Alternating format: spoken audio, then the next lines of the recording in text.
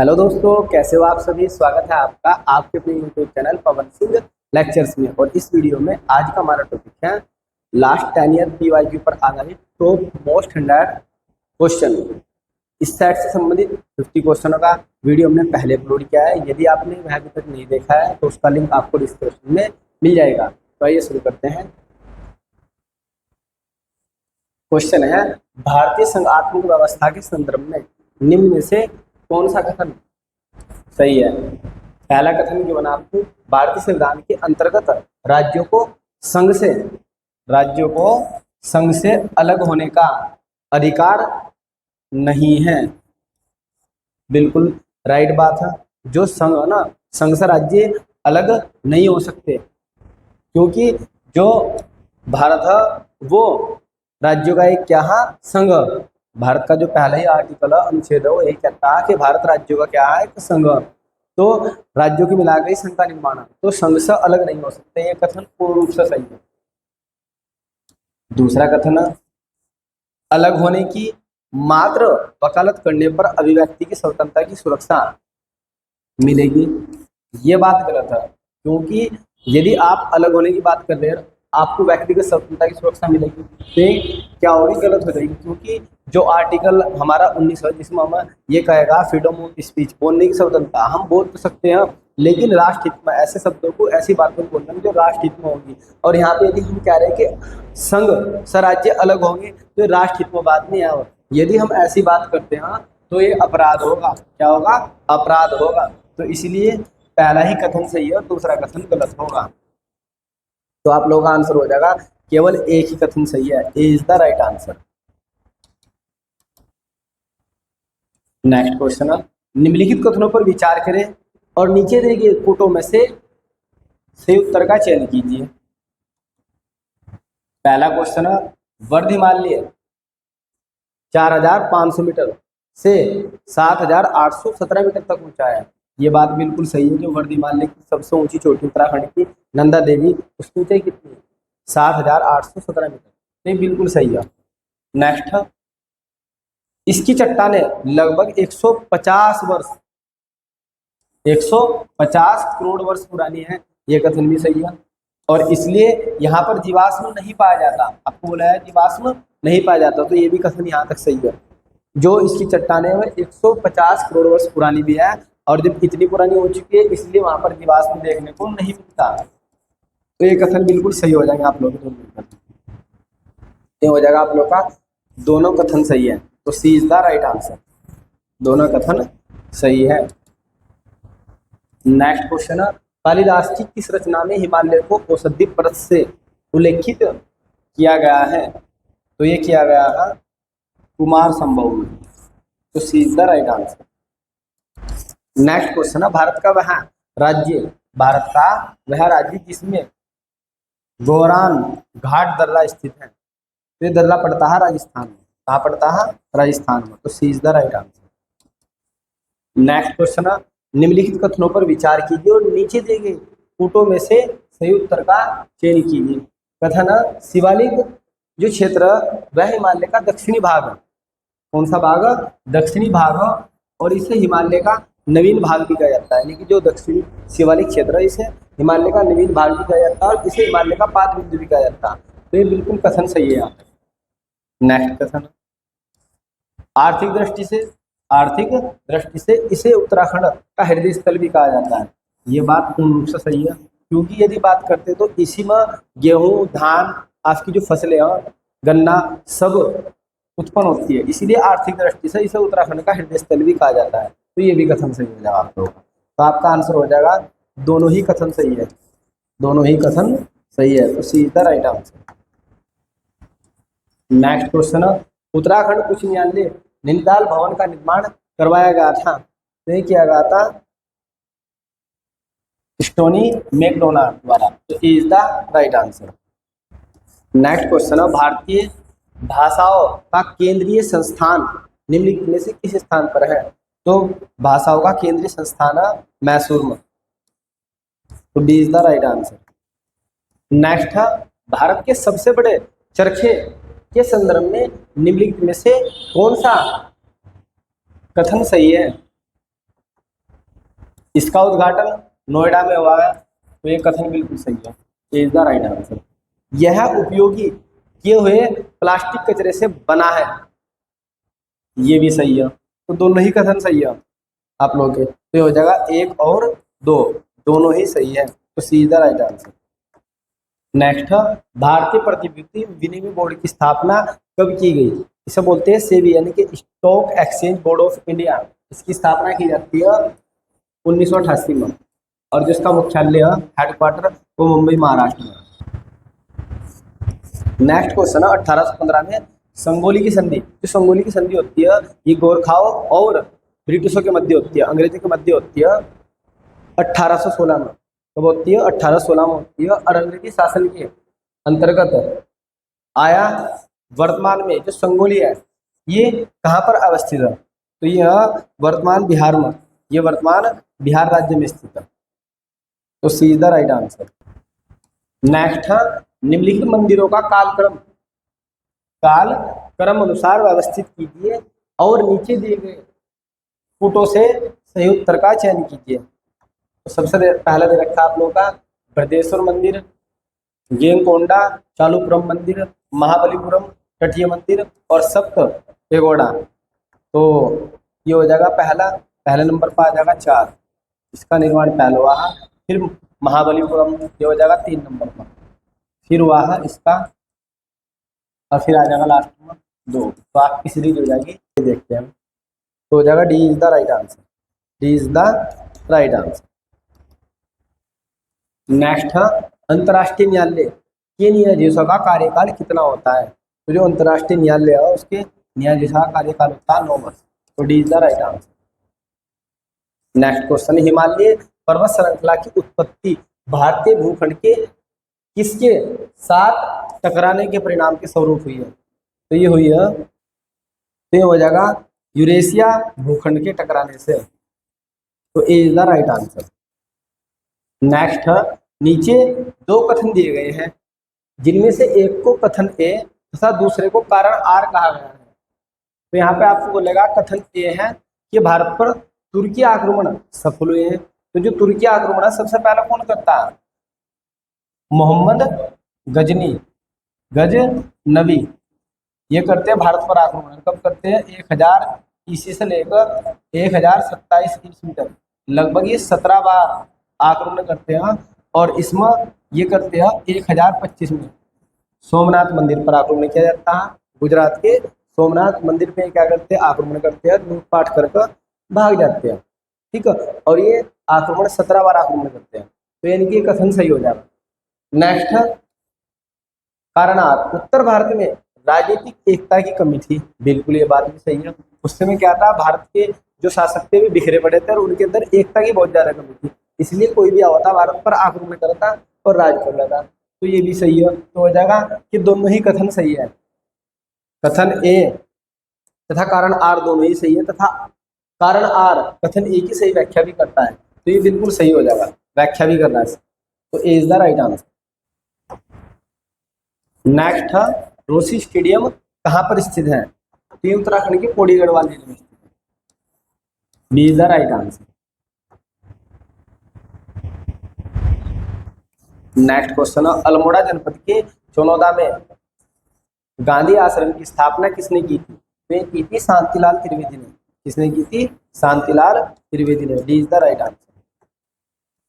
Next 1815 ईस्वी में भारत का पहला सर्वेयर जनरल किसे नियुक्त किया गया था? तो 1815 में जो जनरल थे मैकेंजी, तो हो जाएगा A is the right answer.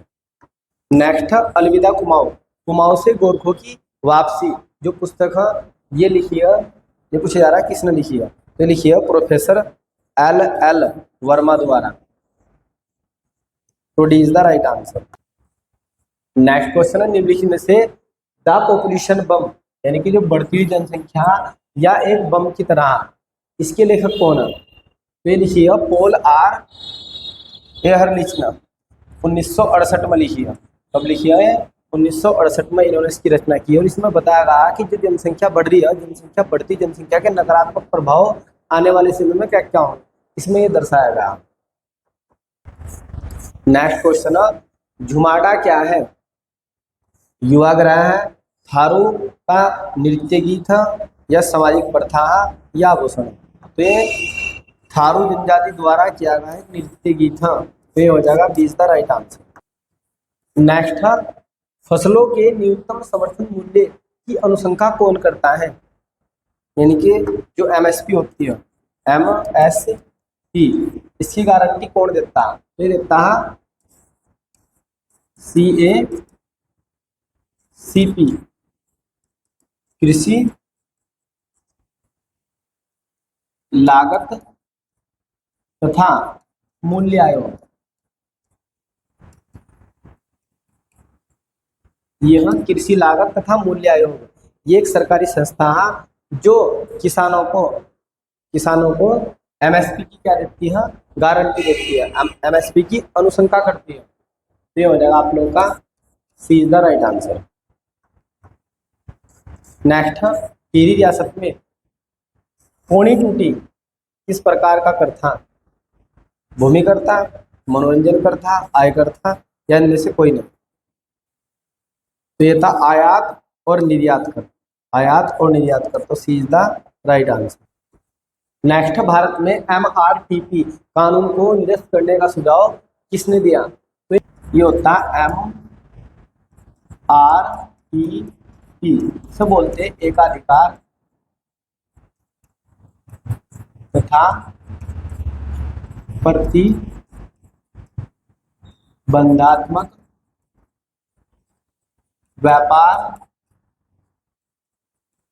व्यवहार अधिनियम,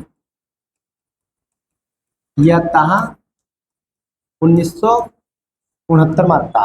और इसका जो मुख्य उद्देश्य होता वो होता कि जो आर्थिक शक्ति है उसका संकेंद्रीकरण होने से रोकना। यानी कि ऐसा ना हो कि जो पैसा मनी हो वो किसी एक व्यक्ति के हाथ में चल जाए, इस पर नियंत्रण रखना होता है। जो एकाधिकार व्यापार होता है इसको भी कंट्रोल करना होता है, इसका मुख्य उद्देश्य।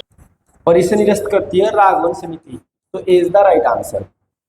नेक्स्ट, मध्य महेश्वर में भगवान शिव की किस प्रतिमा की किस भाग की पूजा होती है? तो जो मधमेश्वर मंदिर है इसमें भगवान शिव की जो नाभिक है, नाभि है, मध का मतलब मध्यम, तो मध्यम में क्या होती है? नाभि होती है। तो किसकी पूजा होगी? नाभि की। तो ऐसा आप लोग याद कर सकते हो। नेक्स्ट क्वेश्चन है, चंद राज्य में जब चंद शासन काल चलता तो नगद प्राप्त किए जाने वाले भूकर क्या कहलाते थे? आपसे पूछा जा रहा है। तो ये हो जाएगा सिरती, D is the right answer. Next, America के स्वतंत्र संग्राम के दौरान ब्रिटिश सेना का कमांडर कौन था? ब्रिटिश सेना का कमांडर कौन था? तो ये थे चार्ल्स कॉर्नवालिस, तो B is the right answer. Next question है, 1917 में अल्मोड़ा में आयोजित कुमाऊं परिषद के पहले अधिवेशन की अध्यक्षता कौन करता है? तो कुमाऊं परिषद का गठन 1916 में होता है। इसका पहला अधिवेशन अल्मोड़ा में होता है, जिसकी अध्यक्षता जयदत्त जोशी करते हैं। कौन करते हैं? जयदत्त जोशी, तो C is the right answer. Next, Almora में होम रूल आंदोलन कब शुरू किया जाता है? तो किया जाता है 1914 में, तो A is the right answer. Next, Margao पतन स्थित है? जी हाँ, गोवा में स्थित। कहाँ पे है? गोवा में, तो D is the right answer. निम्नलिखित में से प्रख्यात गढ़वाली रचना भूमियाल रचित है, ये किसके द्वारा की गई है? ये की गई अबोध बंधु भगवान द्वारा, तो A is the right answer. Next, Saubhagya Yojana का उत्तराखंड में शुभारंभ कब हुआ था? तो ये क्या कहा था? 2018 में, 9 मार्च 2018, तो D is the right answer. Next, Jaunsar क्षेत्र में कितने सेना क्षेत्रों का एक सदर सेना नियुक्त किया जाता था? तो ये किया जाता था 4 का, तो B is the right answer. Next, निम्नलिखित दिए गए विकल्पों में से विषम शब्द चुनिए। विषम शब्द, तो यहाँ देखते हैं इन्फ्लुएंजा, स्कर्वी, सूखा रोग और रतुंधी। तो ये तो सम, क्योंकि ये सभी के सभी जो रोग हैं ये किसकी कमी के होते हैं? विटामिन की कमी से होते हैं। स्कर्वी रोग विटामिन सी, सूखा रोग विटामिन डी, और रतुंधी रोग विटामिन ए की कमी से होता है, जबकि जो इन्फ्लुएंजा ये विटामिन सी की कमी से नहीं होता, इसलिए ये भी सम हो जाएगा। तो A is the right answer. Next है, प्रदीप शाह के शासनकाल में गढ़वाल ने काफी समृद्धि प्राप्त की और वह सिंहासन पर कब बैठे थे? तो ये बैठते हैं 1717 में। कब बैठते हैं? 1717 में। D is the right answer. Next, स्थानीय बोली में थारू परिवार जाने जाते हैं, वे जाने जाते हैं संघ। तो D is the right answer. Next, सरकार ने भोटिया जनजाति को अनुसूचित जनजाति यानी कि एसटी में अधिसूचित किया गया। तो कभी किया गया? ये किया जाता 1967 में। तो C is the right answer. Next question, बजहर नामक त्योहार कौन सी जनजाति मनाती है? तो जो बजहर ये थारू जनजाति का प्रमुख त्योहार, सबसे जो प्रमुख त्योहार है थारू जनजाति का वो बजहर। तो B is the right answer. Next, NITI Aayog के उपाध्यक्ष कौन है? तो उपाध्यक्ष सुमन बेरी। कौन है? सुमन बेरी। इनका कार्यकाल 2022 से स्टार्ट हुआ था। तो सुमन बेरी। नेक्स्ट है, निम्नलिखित में से किन स्थलों में मध्य पाषाण काल में पशु पालने के प्रमाण मिलते हैं? तो पशु क्या करते हैं भाई?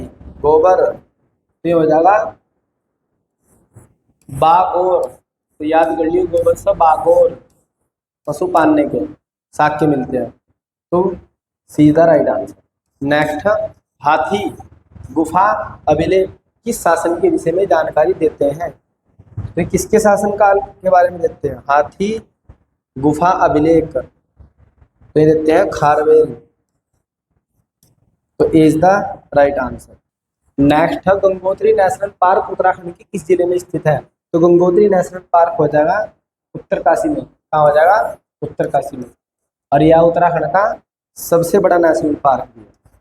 नेक्स्ट है, निम्नलिखित में से किसे दूसरा टाइगर रिजर्व घोषित किया गया है? तो पहला टाइगर रिजर्व कौन सा? हेली नेशनल पार्क या कार्बेट नेशनल पार्क आप लोगों का। जबकि 2015 में राजाजी नेशनल पार्क को दूसरा टाइगर रिजर्व घोषित किया गया। कभी किया गया? 2015 में किया गया। ये हो जाएगा see the right answer. Next है, निम्न में से कौन सी संस्था विदेशी व्यापार से संबंधित है? ये हो जाएगी मणिग्राम संस्था। मणिग्राम संस्था प्राचीन और मध्यकाल के समय में विदेशी व्यापार से संबंधित थी। जब प्राचीन काल का और मध्यकाल में ये जो संस्था थी विदेशी व्यापार करती थी, तो इसलिए हो जाएगा मणिग्राम। तो D is the right answer. Next है, निम्नलिखित में से भारत का सबसे ऊंचा जलप्रपात है, यानी कि कौन सा वाटरफॉल सबसे ऊंचा? तो ये हो जाएगा ऊंचीकल जलप्रपात, और ये कर्नाटक में स्थित है। भारत के कर्नाटका राज्य में स्थित है और जिसकी ऊंचाई लगभग 455 मीटर के आसपास है। कितनी ऊंचाई है इसकी? 455 मीटर ऊंचाई है। नेक्स्ट, कौन सी घास फूलों की घाटी, आपसे पूछी जा रही कौन सी घास फूलों की घाटी के लिए खतरा पैदा कर रही है? क्योंकि जो फूलों की घाटी में घास ना बढ़ती जा रही है, और कौन सी घास जो बहुत तेजी से बढ़ रही है वहाँ पॉलीगोनम घास, ये बहुत तेजी से बढ़ रही है फूलों की घाटी में, इसलिए फूलों की घाटी के लिए क्या है? खतरा पैदा कर रही है। तो B is the right answer. Next, Gangotri national park के मध्य में कौन सी नदी बहती है? तो गंगोत्री नेशनल पार्क ये कहाँ से है? उत्तरकाशी में से कौन सी नदी है? भागीरथी नदी। तो हो जाएगा D is the right answer. Next, McMahon रेखा सीमा रेखा बनाती है, तो किसके मध्य पाई जाती है? ये पाई जाती है भारत और चीन के मध्य। तो A is the right answer. Next, UNESCO ने फूलों की घाटी को कब विश्व धरोहर सूची में शामिल किया? तो ये किया जाता है 2005 में। 2005 में। तो A is the right answer. Next question है, निम्नलिखित युगों में से कौन सा सही सुमेलित नहीं है? एक और आपको स्थान दिए गए हैं, एक और दिया गया नेतृत्व, और ये आप लोग की 1857 की क्रांति के समय का वर्णन। 1857 की जब क्रांति होती है भारत के अंदर, तो इसमें कौन व्यक्ति कहाँ से नेतृत्व करता है? पहला था संबलपुर, संबलपुर से करते हैं साथ संबलपुर, साथ ही सुरेंद्र शाही, ये नेतृत्व करते हैं, ये करेक्ट ऑप्शन है। फिर आता है गजाम, यहाँ से करते हैं राधाकृष्ण दंड सेना, ये भी बिल्कुल करेक्ट है। फिर आता है तीसरा कश्मीर, कश्मीर से करते हैं गुलाब सिंह, कौन करते हैं भाई, गुलाब सिंह। फिर आता है लखनऊ, नवाबों का शहर, यहाँ से कौन करते हैं भाई, नेतृत्व लखनऊ से, लखनऊ से करते हैं हजरत बेगम महल, ये लखनऊ से नेतृत्व करती है। जबकि जो लियाकत अली है, लियाकत अली, ये करते हैं इलाहाबाद से, इलाहाबाद, इसे वर्तमान में प्रयागराज बोलेगा, तो याद करना। तो ये सुमेलित नहीं है, ये सुमेलित नहीं है, तो आपका ऑप्शन हो जाएगा डी, तो D is the right answer. Next question है, निम्नलिखित में से कौन सा सही सुमेलित नहीं है। तो इस क्वेश्चन का जो आंसर है वो आपको कमेंट बॉक्स में देना है। देखते हैं आपने कितनी तैयारी कर रखी है। यदि आपको हमारी यह वीडियो पसंद आई हो तो आप हमारे YouTube channel Pawan Singh lectures को जरूर सब्सक्राइब करें, लाइक करें, कमेंट करें और शेयर करें। Thanks for watching this video.